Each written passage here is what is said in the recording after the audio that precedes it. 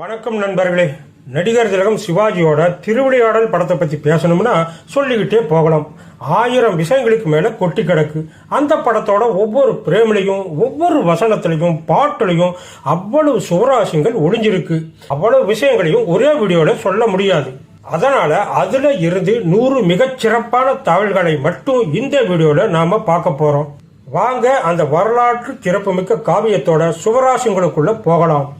1. திருவிளையாடல் திரைப்படம் 1965ஆம் ஆண்டு ஜூலை 31ஆம் தேதி வெளியானது. 2. இந்த படத்தை இயக்கி தயாரித்தவர் புகழ்பெற்ற இயக்குனர் ஏ.பி. நாகராஜன். 3. பரஞ்சோதி முனிவர் இயற்றிய திருவிளையாடல் புராணத்தை அடிப்படையாக கொண்டு இந்த படம் எடுக்கப்பட்டது. 4. இந்த படத்தின் கூர்மையான மற்றும் செம்மையான தமிழ் வசனங்களை ஏ.பி. நாகராஜனே எழுதினார். 5. K.S. பிரசாத் இந்த படத்துக்கு ஒளிப்பதிவு செய்தார். கலை இயக்குநராக கங்கா பணியாற்றி கைலாயம் மற்றும் மதுரை அரண்மனை அரங்குகளை அமைத்தார். 6. 1965ஆம் ஆண்டுக்கான 2வது சிறந்த தமிழ் திரைப்படத்துக்கான தேசிய விருதை இந்த படம் வென்றது. 7. சென்னையில் வெளியான 3 திரையரங்குகளான சாந்தி, கிரவுன், புவனேஸ்வரி 3லும் வெள்ளி விழா கொண்டாடிய ஒரே ஒரு புராண திரைப்படம் திருவிளையாடல் மட்டுமே. 8. நடிகர் திலகம் சிவபெருமானாக தோன்றும் காட்சிகளில் எல்லாம் கண் இமைக்காமல் நடித்திருப்பார். 9. இந்த திரைப்படத்தில் இடம்பெற்ற பாடல்களின் எண்ணிக்கை 11. 10. தமிழ் திரைப்பட புராண திரைப்படங்களிலேயே அதிகமாக வசூல் செய்த திரைப்படம் இந்த படம்தான். 11. சிவனின் 64 திருவிளையாடல்களில் 4 பிரதான கதைகளை மட்டுமே திரைக்கதையாக அமைத்து இந்த படம் எடுக்கப்பட்டது. 12. முதல் கதை ஏழை புலவர் தர்மி மற்றும் நக்கீரர் இடையேயான நிகழ்வு. 13. 2வது கதை சிவபெருமான் மீனவனாக வந்து பூமியில் சாபம் பெற்று மீனவ பெண்ணாக வாழ்ந்து வரும் பார்வதி தேவியை மனம் பிடிக்கும் கதை. 14. 3வது கதை சிவபெருமானை மதிக்காமல் தட்சன் நடத்தும் யாகத்தால் சிவபெருமானுக்கும் பார்வதி தேவிக்கும் இடையே நடக்கும் பிணக்கு. 15. 4வது கதை கர்வம் கொண்ட ஹேமநாத பாகவதரின் செருக்கை ஒரு விறகு வெட்டியாக சிவபெருமான் வந்து அடக்கும் கதை.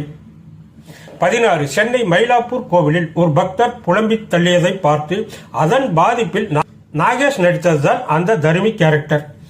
17. இந்த திரைப்படத்தில் சிவாஜி கணேசன் அவர்கள் சிவபெருமான், புலவன், மீனவன், விறகு வெட்டி என மாறுபட்ட 4 தோற்றங்களில் தோன்றினார். 18. அதிக முறை 224 தடவைகள் இலங்கை வானொலியில் ஒளிபரப்பு செய்யப்பட்ட திரைப்படம் திருவிளையாடல். 19. நடைக்காகவே கைதட்டல் வாங்கிய ஒரே நடிகர் என்று நடிகர் திலகத்தின் நடையை சொல்வார்கள். அதற்கான உதாரணங்களில் ஒன்றுதான் இந்த திருவிளையாடல் திரைப்படத்தில் கடற்கரையில் நடந்து வரும் சிவாஜியின் அந்த மீனவன் நடை. 20. சிவபெருமான் தோற்றத்தில் வரும் சிவாஜி கணேசனின் தோற்ற புகைப்படம் தான் அதிக அளவில் பகிரப்பட்ட ஒரு நடிகரின் கடவுள் புகைப்படம் ஆகும். 21. 13 திரையரங்குகளில் 100 நாட்கள் ஓடிய ஒரே ஒரு புராண திரைப்படம் திருவிளையாடல் மட்டுமே. 22. டிஜிட்டல் செய்யப்பட்டு வெளிவந்த ஒரே ஒரு புராண திரைப்படமும் திருவிளையாடல் மட்டுமே. 23. பாட்டும் நாணி பாடலில் சிவாஜி பாடுபவர், புல்லாங்குழல், தமிழ் வாசிப்பவர், ஜதி சொல்பவர் என 5 விதமான இசைக்கலைஞர் தோற்றத்தில் நடித்திருப்பார். 24. சிவராத்திரி அன்று தியேட்டர்களில் நள்ளிரவு 1 மணி காட்சியாக அதிகமாக ஒளிபரப்பு செய்யப்பட்ட திரைப்படம் திருவிளையாடல். 25. சிவபெருமான் என்றாலே சிவாஜி கணேசனின் முகமே தமிழக மக்கள் நினைவுக்கு வரும் அளவுக்கு இந்த வேடம் ஆழமாக பதிந்தது. 26. பார்வதி தேவியாக நடிகர் திலகம் சாவித்ரி நடித்தார். 27. முருகப் பெருமானாக மாஸ்டர் ஸ்ரீதர் நடித்தார். 28. விநாயக பெருமானாக மாஸ்டர் பிரபாகர் நடித்தார். 29. அவையாராக பிரபல பாடகி மற்றும் பழம்பெரும் நடிகை K.P. சுந்தராம்பாள் நடித்தார். 30. K.P. சுந்தராம்பாளுக்கு இந்த படத்துக்காக அப்போது 1 லட்சம் ரூபாய் சம்பளமாக வழங்கப்பட்டது. இது அந்த காலத்தில் மிகப்பெரிய தொகையாகும். 31. ஏழை புலவர் தர்மியாக நடிகர் நாகேஷ் தன்னுடைய வாழ்நாளின் மிகச்சிறந்த நகைச்சுவை நடிப்பை வழங்கினார். 32. தமிழ் சங்க புலவர் நக்கீரராக இயக்குனர் ஏ.பி. நாகராஜனே திரையில் கம்பீரமாக நடித்தார். 33. பாண்டிய மன்னன் செண்பக பாண்டியனாக நடிகர் முத்துராமன் நடித்தார். 34. செண்பக பாண்டியனின் மனைவியாக ராணியாக நடிகை தேவிகா நடித்தார்.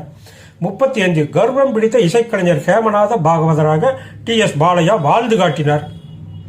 36. சிவபக்தரான பானபத்திரராக பிரபல பாடகரும் நடிகருமான T.R. மகாலிங்கம் நடித்தார்.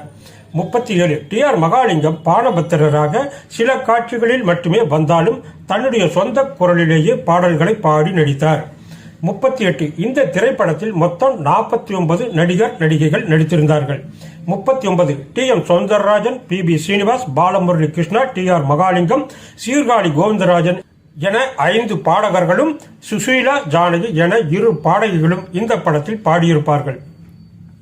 40 கே. சாரங்கபாணி மதுரை அமைச்சராக ஒரு சிறிய வேடத்தில் நடித்திருந்தார். 41 ஓலைச்சுவடி சுமந்து கொண்டு நாகேஷ் நடக்கும் உடல்மொழி அவருடைய சொந்த கற்பனையில் உருவானது. 42 தருமையாக வரும் நாகேஷுக்கு சிவாஜி கணேசன் அவர்கள் பல இடங்களில் நடிப்பில் அதிக சுதந்திரம் கொடுத்து ஊக்குவித்தார். 43 டி.எஸ். பாலையா அவர்கள் ஒரு நாள் போதுமா பாடலுக்கு திரையில் வாயசைத்த விதம் திரை இலக்கணமாக போற்றப்படுகின்றது. 45 ஔவையார் பாத்திரம் படம் முழுவதும் நடக்கும் நிகழ்வுகளை இணைக்கும் ஒரு வழிகாட்டியாக பயன்படுத்தப்பட்டது. 46 இந்த திரைப்படத்துக்கு திரையிசை திலகம் கே.வி. மகாதேவன் இசையமைத்தார்.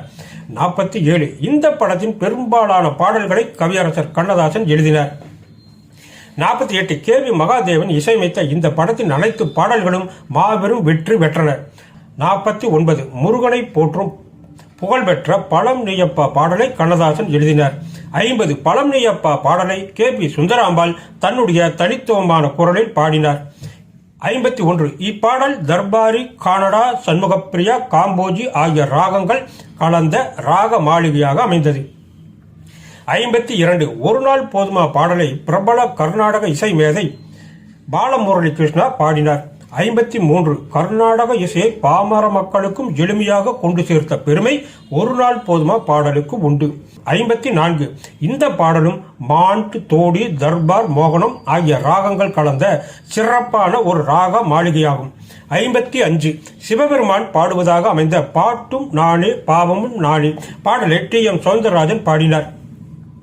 56 பாட்டும் நானே பாடல் கௌரி மனோகரி ராகத்தில் அமைக்கப்பட்டது.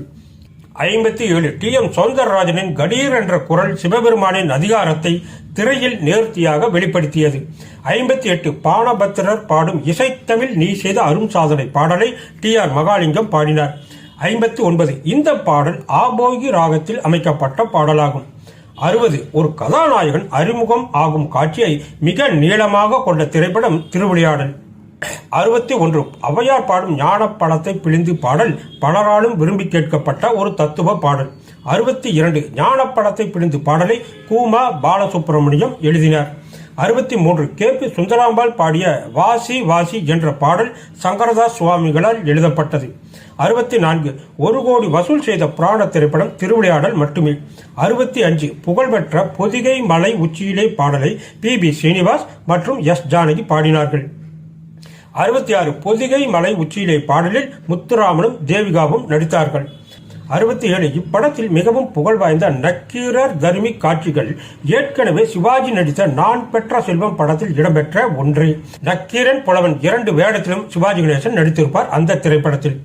68 ஹேமநாத பாகவதரின் ஆணவத்தை காட்டும் விதமாகவே ஒரு நாள் போதுமா பாடலின் மெட்டு வேகமாகவும் கம்பீரமாகவும் அமைக்கப்பட்டிருக்கும்.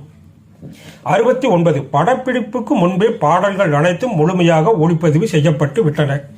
70 இந்த படத்தின் இசைத்தட்டுகள் அன்றைய காலகட்டத்தில் மிக அதிக அளவில் விற்பனையாகி சாதனை படைத்தன. 71 தருமிக்கும் சிவனுக்கும் நடக்கும் உரையாடல் காட்சி தமிழ் திரையுலகின் மிகச்சிறந்த நகைச்சுவை மற்றும் அறிவுபூர்வமான காட்சியாக கருதப்படுகின்றது. 72 சிவபெருமானாக ருத்ர தாண்டவம் ஆடும் சிவாஜியின் நடிப்பு மற்றும் ஆட்டம் காண்போர் வியக்கும் வகையில் எடுக்கப்பட்ட ஒன்று. 73 சிவபெருமானாக விஸ்வரூபம் காட்டும் சிவாஜியின் நடிப்பும் பின்னணியில் ஒலிக்கும் அந்த எக்கோ இசையும் அருமையாக படம் பிடிக்கப்பட்டிருக்கும். 74 நக்கீரரும் சிவனும் வாதிடும் காட்சியின் வசனங்கள் தமிழின் செழுமையையும் இலக்கணத்தையும் காட்டுவதாக அமைந்தன. 75 நெற்றிக்கண் திறப்பினும் குற்றம் குற்றமே என்ற நக்கீரரின் வசனம் இன்றும் தமிழ் மக்களால் பரவலாக பயன்படுத்தப்படுகின்றது. 76 ஏ.பி. நாகராஜனின் வசனங்கள் இலக்கிய தரத்துடனும் அதே சமயம் பாமரருக்கும் புரியும் வகையில் எளிமையாக இருந்தன. 77 ஹேமநாத பாகவதர் விறகு வெட்டியின் பாட்டை கேட்டு வியந்து இரவோடு இரவாக ஊரை விட்டு ஓடும் காட்சி சுவராசியமாக படமாக்கப்பட்டது. 78 பார்த்தா பசுமரம் பாட்டை எழுதியவர் கண்ணதாசன் அல்ல என்ற ஒரு தகவல் உண்டு. 79 பக்திக்கும் கலைக்கும் எல்லையில்லை என்பதை உணர்த்தும் வகையிலேயே பாணபத்திரரின் முழு கதையும் அமைந்தது. 80 ஒவ்வொரு காட்சியிலும் சிவாஜி மற்றும் சாவித்திரி இடையேயான உரையாடல்கள் தெய்வீக தன்மையுடன் படமாக்கப்பட்டிருந்தன. 81 வெளியீட்டுக்கு பின்பு இந்த படம் வசூலில் மாபெரும் சாதனை படைத்து திரையரங்குகளில் வெள்ளி விழா 25 வாரங்கள் கொண்டாடியது. 82 கிராபிக்ஸ் வசதிகள் இல்லாத அந்த காலத்திலேயே இந்த படத்தின் காட்சி அமைப்புகள் பிரம்மாண்டமாகவும் வியப்பாகவும் படமாக்கப்பட்டு இருக்கும். 83 மதுரை சிந்தாமணி திரையரங்கில் இந்த திரைப்படம் மிக அதிக நாட்கள் ஓடி சாதனை படைத்தது. 84 திருவிளையாடல் திரைப்படம் தமிழ் திரையுலகில் புராண படங்களுக்கு ஒரு மிகப்பெரிய மறுமலர்ச்சியை ஏற்படுத்தியது. 85 இந்த திரைப்படத்தின் மாபெரும் வெற்றி சரஸ்வதி சபதம், திருவருட்செல்வர், திருமலை தென்குமரி போன்ற பல பக்தி படங்கள் தொடர்ந்து வெளிவர காரணமாக அமைந்தது. 86 நகைச்சுவை, பக்தி, இசை, இலக்கிய, வசனம் என அனைத்தும் கலந்த ஒரு முழுமையான கமர்ஷியல் திரைப்படமாக இது வெற்றி பெற்றது. 87 இந்த திரைப்படத்தின் வெற்றிக்கு பின்பு பல நாடக குழுக்கள் இந்த திரைப்படத்தின் காட்சிகளை குறிப்பாக தர்மி காட்சி நாடகமாக மேடையேற்றினார்கள்.